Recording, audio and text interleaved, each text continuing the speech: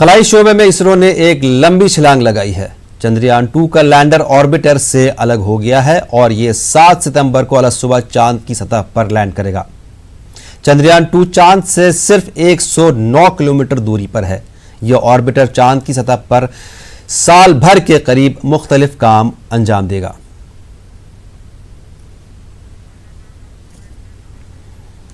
और खलाई शोबे में इसरो ने एक लंबी छलांग लगाई है, जहां पर चंद्रयान 2 का लैंडर ऑर्बिटर से अलग हो गया है। इस बारे में बात करेंगे साइंसदान गौहर रजा साहब से, जो लाइन पर हमारे साथ मौजूद हैं। गौहर साहब, आज खलाई शोबे ने एक लंबी छलांग मारी है इसरो ने, ऑर्बिटर चंद्रयान 2 का ऑर्बिटर लैंडर से अलग हो गया है। कितनी बड़ी कामयाबी है और कितनी फख्र की बात है हिंदुस्तान के लिए? जी, सामीन और नाजरीन को ये बात समझनी चाहिए कि सबसे मुश्किल मरहला जो पूरे इस प्रोजेक्ट का है वो लैंडर का मसला है। जी, लैंडर हमने कभी भी सॉफ्ट लैंडिंग जिसे कहते हैं, यानी आराम से धीरज के साथ उतारना, हमने इससे पहले कभी नहीं किया है, ना चांद के ऊपर और ना ही हमने मार्स के ऊपर, जहां अपने ऑर्बिटर्स हमने भेजे थे पहले। ये इसलिए बहुत ज्यादा पेचीदा मसला होता है कि वहां पर शक्ल इजाफी जो है, जिसे ग्रेविटी कहते हैं अंग्रेजी में, वो वैसे ही काम करती है जैसे जमीन के ऊपर काम करती है। यानी अगर ऊपर कोई चीज फेंकी जाए तो बहुत तेजी के साथ आके वो जमीन से टकराती है। टूटने वाले सितारे अगर बड़े हों तो जमीन से आकर के जब टकराते हैं तो एक बड़ी उथल पुथल पैदा कर देते हैं। तो इसी तरह से अगर कोई चीज भेजी जाए तो उसका आराम से वहां उतारना और ऐसे उतारना कि उसके अंदर जो आलात दिए गए हैं वो सब अपना काम करते रहें और वो टूटे ना, ये बहुत ही पेचीदा मसला होता है, क्योंकि वहां फिजा भी नहीं है, हवा भी नहीं है, तो हम पैराशूट लगा के नहीं उतार सकते, या हम पंखे लगा के जिस तरह से जहाज को उतारते हैं वो हम कर ही नहीं सकते वहां पर।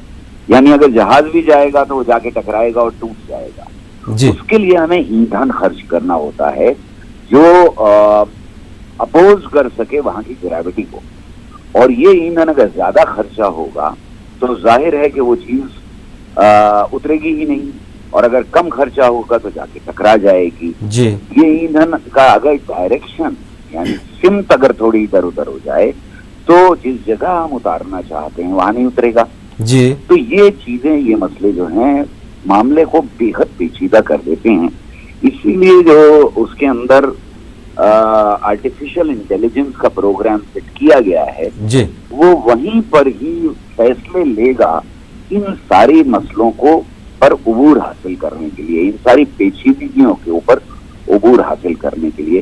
क्योंकि यहाँ से बैठ के हम वहाँ अगर भेजेंगे तो हमारे जो रास्ता है उसमें इतनी देर लग जाएगी कि तब तक तो सब कुछ हो चुका होगा। मामला उतरने का तो 15 मिनट का होना है सिर्फ।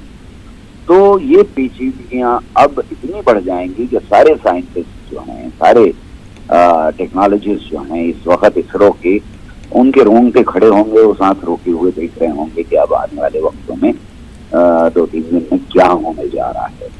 हमारा सारा जो सक्सेसफुल होने का दारोमदार है, जो हमारा मिशन है, जो हम करना चाहते हैं, उसका सब चीजों का दारोमदार अब यानी कि सर इतना फासला तय करने के बाद, हालांकि अभी सिर्फ 100 कुछ किलोमीटर की दूरी पर है चांद से, अभी भी बहुत ही क्रिटिकल और बहुत मुश्किल है चंद्रयान 2 का।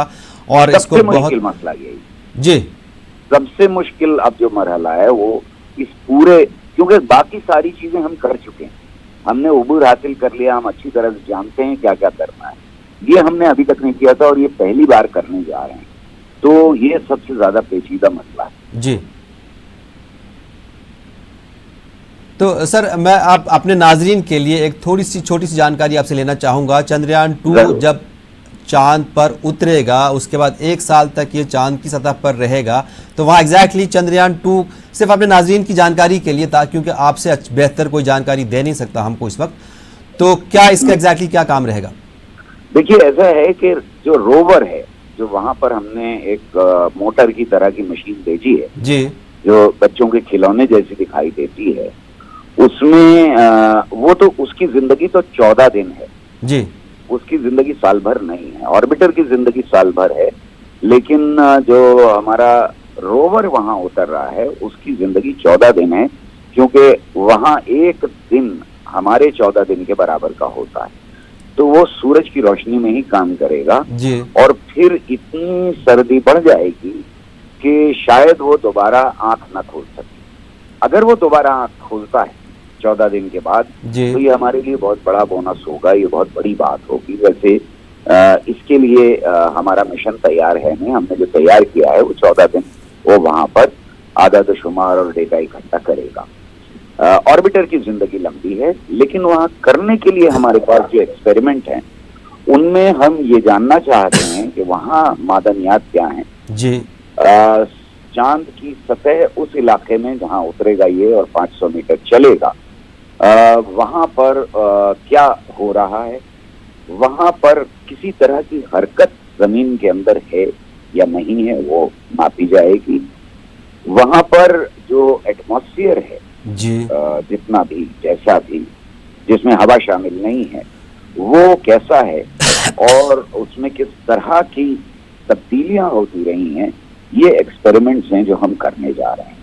इसमें सबसे ज्यादा अहम खोज जिसकी हमें तलाश है और पूरी दुनिया को और पूरी इंसानियत को तलाश है, जी। वो ये है कि क्या कहीं हमको पानी का जखीरा मिलेगा। जैसे चंद्रयान 1 ने एक अद्भुत चीज, बड़ी चौंका देने वाली चीज को साबित कर दिया था कि वहां पर पानी मौजूद है और पानी के ट्रेसेस मिलते हैं, जी लेकिन वो इतना कम पानी है कि अगर पूरी की पूरी एक फुटबॉल की फील्ड को निचोड़ा जाए तो 1-2 कतरे निकलेगा।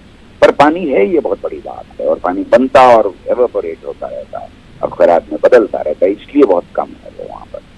तो क्या हम उसको हार्नेस कर सकते हैं, क्या हम उसको जरूरत के लिए यूज कर सकते हैं?